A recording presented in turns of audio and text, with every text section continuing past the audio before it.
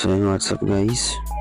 So sa second year college student, working student, ang sarap lang sa pakiramdam na dating mga bagay na hindi ko nabibili para sa pag-aaral ko, para sa pamilya ko, nabigay ko, hindi ko kayang ibigay. Pero ngayon bilang sa working student, may mga bagay na bibili ko na mga kailangan ko sa pag-aaral, at the same time nakakatulong din ako sa magulang ko kahit pa paano. Nakapabigay din ako, pati sa mga kapatid ko nakapabigay din ako. So kahit medyo mahirap maging isang student ay kakayanin para sa pag-aaral makapagtapos. Kahit na minsan ay kinakapos, ayun, nagagawa pa rin ng paraan.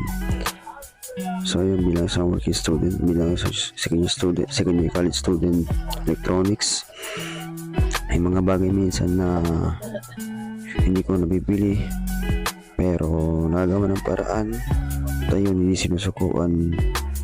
Di katagal ay nabibili naman galing sa pagsikap o pagtsatsaga. So ayun, so kikita nyo guys, ayan yung bili ko at tatlong uniform na polo shirt kasi kailangan ko yan sa pag-aaral ko. At bumili din ako ng treasure pants para sa akin, sa akin lower. So ayan, kita nyo kasalita ko dyan pero ayan, wala yung boses, may ng boss chat. So bilang isang local vlogger, isang small content creator, bilang nagsisimula pa lang sa pag-vlog. So ayan, pumunta pala ako din mga guys sa RN kasi dyan na medyo meron dyan yung polo na hinahanap ko at medyo mura dyan, kaya dyan ako na bumili. Medyo may kamahalan lang yung mga kamahalan sa aking total na nabili pero okay lang yan kasi ang pera naman ay bumabalik.